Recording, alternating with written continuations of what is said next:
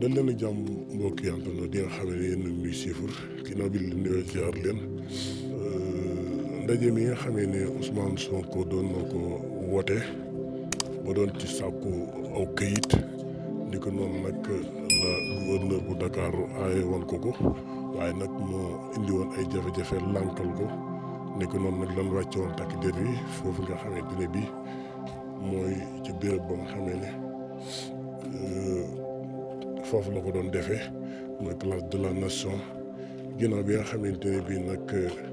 jàppante amoon na ci diggante boobu di takk der yi ak ñi nga xamee ne mooy waa kër Ousmane Sonko ak waa coalition Wallu ñoom ñi nga xamante ne bii ñoo woote woon ndaje mu mag moomu niki noonu nag foofee dend ak Massalikul Jinaan benn góor goo xamante ne bii mi ngi doon jaay ay matelas moom lañ fa jot a jël li nga xam ne mooy bakkanam ci ginnaaw bi nga xamante ne nag jot nañoo taal fi nga xam ne fi la nekkoon ci la daal di xaatoo ca foofee nga xam ne fi la nekkoon doon fa jaay ay matelas ay gaañ-gaañu yi gis nañ ko fi yoo xamante ne bi am nañ ko ñu ko fi amee moom it di mbir moo xamante ne bii mu yéeme la moo xamante ne bii it mbir mu doy waar la am na ñu si amee ay gaañ-gaañu waaye kooku it enregistré nañ ne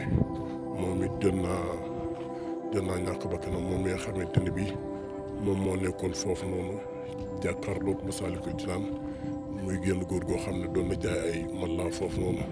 loolu lépp nag mu ngi tukkee nag ci ndaje moom nga xam ne Ousmane Sonko woote woon na ko foofu ci place de la nation.